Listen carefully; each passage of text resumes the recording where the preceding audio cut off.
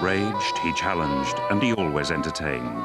Now BBC1 and Channel 4 fulfil Dennis Potter's last wish. I feel I can fly with it. I feel like I can really communicate what I'm about and what the world and what I feel and what the world ought to know. If those two organisations could do this, I could go out with a fitting reward. In a unique collaboration, BBC1 and Channel 4 pay homage to Dennis Potter by jointly screening Karaoke and Cold Lazarus.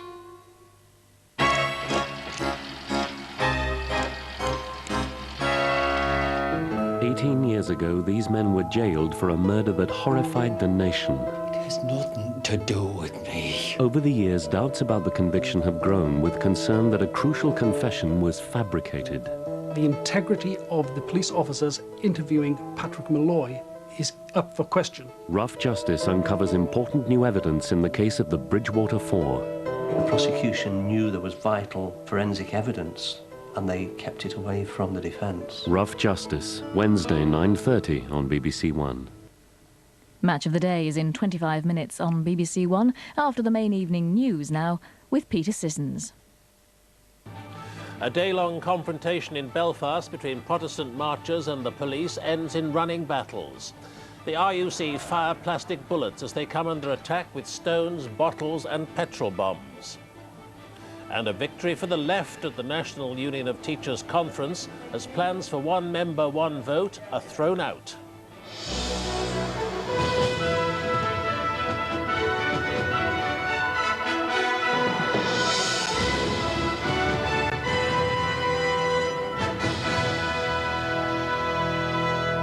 Good evening.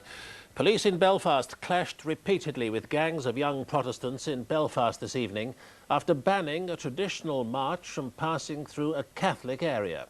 They had halted an apprentice boys' march on the Ormeau Bridge, but a tense standoff ended after 8 hours with rioting and the police firing plastic bullets. The Northern Ireland Secretary, Sir Patrick Mayhew, described the attacks on the police after a peaceful demonstration as disgraceful, the work of people intent on violent confrontation. When the apprentice boys set off on their parade this morning, they knew that the police were determined not to allow them to take their chosen route.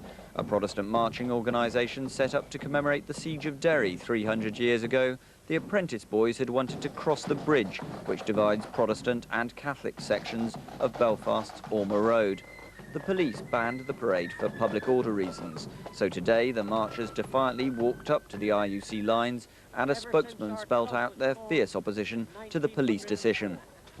We would now respectfully ask you to rethink your decision to ban this peaceful march, to remove your vehicles and allow us to pass. Otherwise, we shall have no alternative but to make our stand against this blatant denial of our God-given civil and religious liberties. The apprentice boys said they wanted to keep their protest peaceful, but inevitably trouble flared. First, an incident when the police moved their vehicles in order to let a fire engine pass. Some of the demonstrators refused to get out of the way immediately, and scuffles broke out.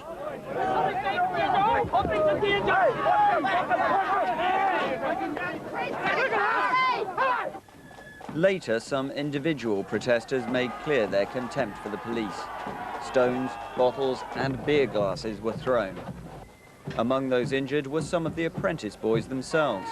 During the afternoon, various attempts were made at mediation. The DUP leader, Ian Paisley, came to the scene and talked to senior police officers. But by early evening, trouble broke out again, this time worse than ever. The police moved forward and there were confrontations in a number of side streets close to the Ormeau Bridge. Petrol bombs were thrown into police lines. The RUC responded by firing a number of plastic bullets. The police defended their handling of the disorder. But sadly, outsiders arrived. You clearly saw the worse for drink, and you saw that the lines were absolutely pelted in a most vicious attack. So we had to move forward to protect people who were in front of our lines being struck by those missiles. Unionist councillors were involved in further attempts to try to broker a compromise, but tonight they admitted they hadn't been able to find a solution. At the current moment, there are about 300 loyalists on the Ormeau Road, and their view is that they're not going to leave. And we have a standoff here on the Lower Ormeau at the moment. The confrontation has been pushed down the road away from the bridge, but the late hour seems to have done nothing to disperse the crowd, who are continuing to sing loyalist songs and taunt the riot police facing them. And so it seems that this protest, in some form or other, is going to last into the night. With several more parades due to come down the Ormer Road this year, this has been an ugly start to Northern Ireland's marching season. Mark Devonport, BBC News on the Ormer Road in Belfast. The leadership of the largest teaching union, the NUT, has suffered a setback in its attempts to reduce the influence of left-wing activists. Delegates at its conference in Cardiff defied the union's executive and rejected proposals to introduce one member, one vote, a move that would have given the wider membership more power over union policy.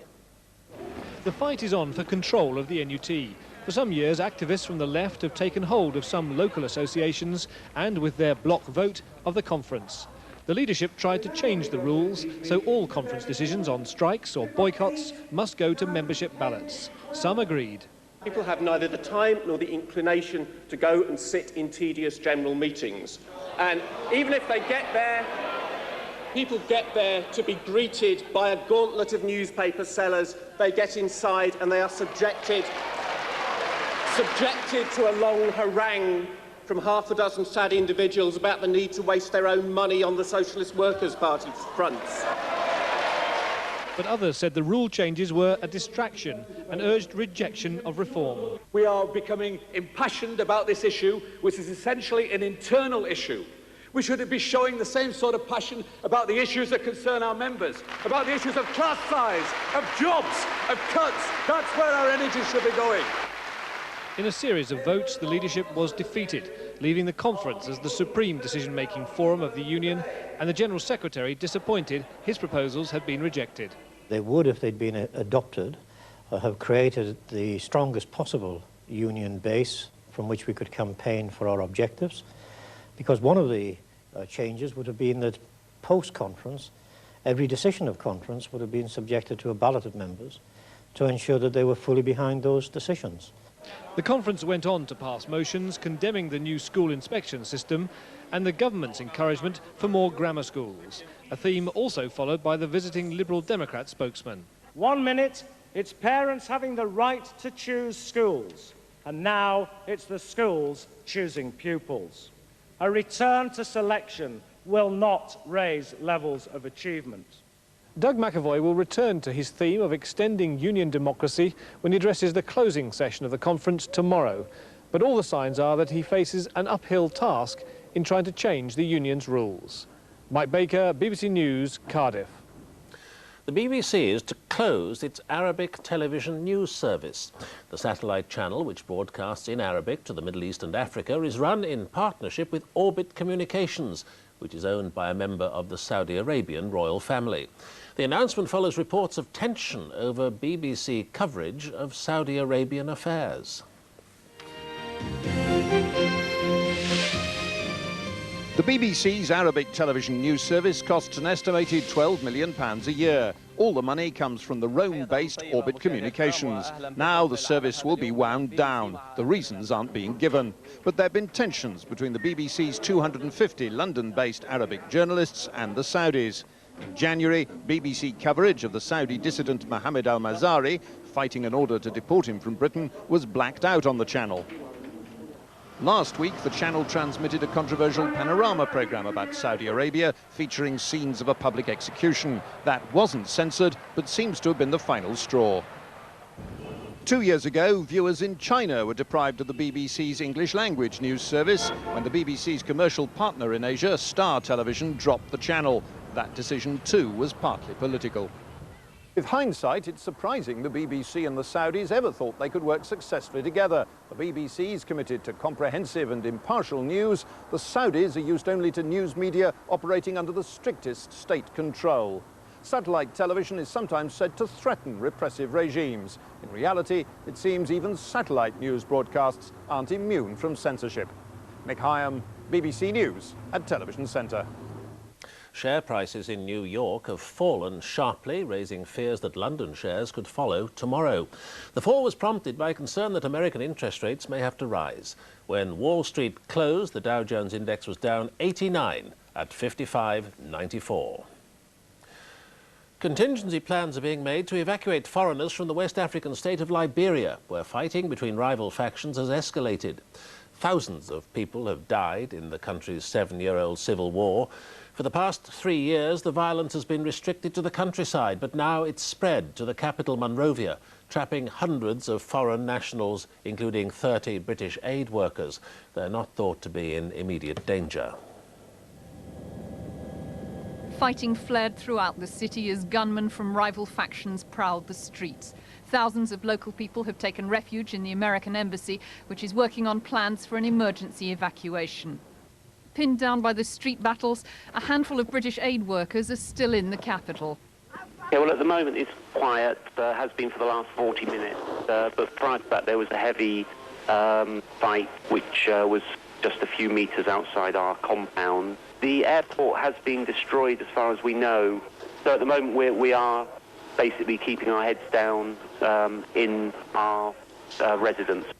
UN staff have also been moved to the American embassy, leaving just a token presence at headquarters. We haven't decided to evacuate our staff yet, but most of the military observers have moved into the US compound. It is not true that the UN compound has been looted. It was an attempt to arrest this man, rebel leader Roosevelt Johnson, by the ruling council, which sparked the fighting. Now, thousands of refugees are again on the move, as Liberia is once more engulfed in civil war. Jackie Rowley, BBC News.